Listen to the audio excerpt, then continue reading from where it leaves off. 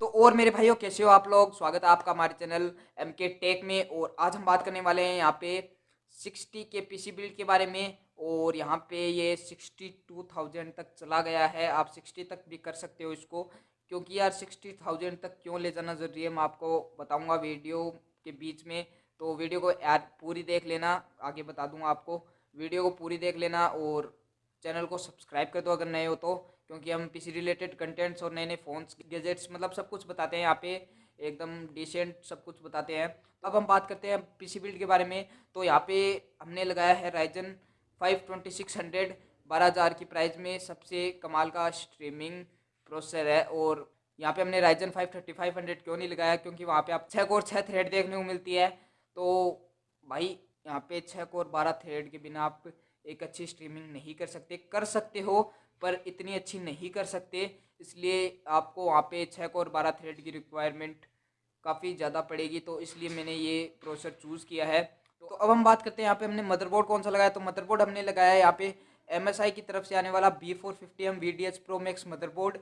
अब हमने ये मदरबोर्ड ही क्यों लगाया, तो भाई यहाँ पे बात करूँ 7,000 रुपीज़ के अंदर, तो ये एक बेस्ट VRM इसकी काफ़ी अच्छी है। और पर्सनली मैं खुद इसको यूज़ करता हूँ। यहाँ पे आपको एक छोटी हीट सिंक देखने को मिल जाएगी जो काफ़ी कमाल की है।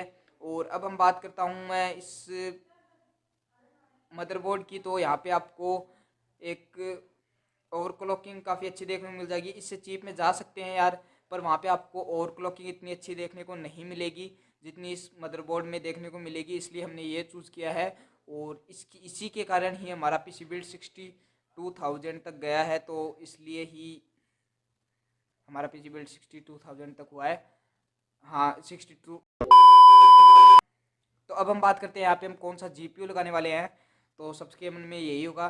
तो यहाँ पे हमने जीपीयू लगाया है RTX 2060 इनो 3D की तरफ से आने वाला RTX 2060। और काफ़ी कमाल का जीपीयू देखने को मिल जाएगा आपको। यहाँ पे आपको 1080p पे अल्ट्रा सेटिंग पे 100+ FPS देखने को मिलेंगे। 100 तो मिलेंगे, इससे ज़्यादा FPS आएंगे।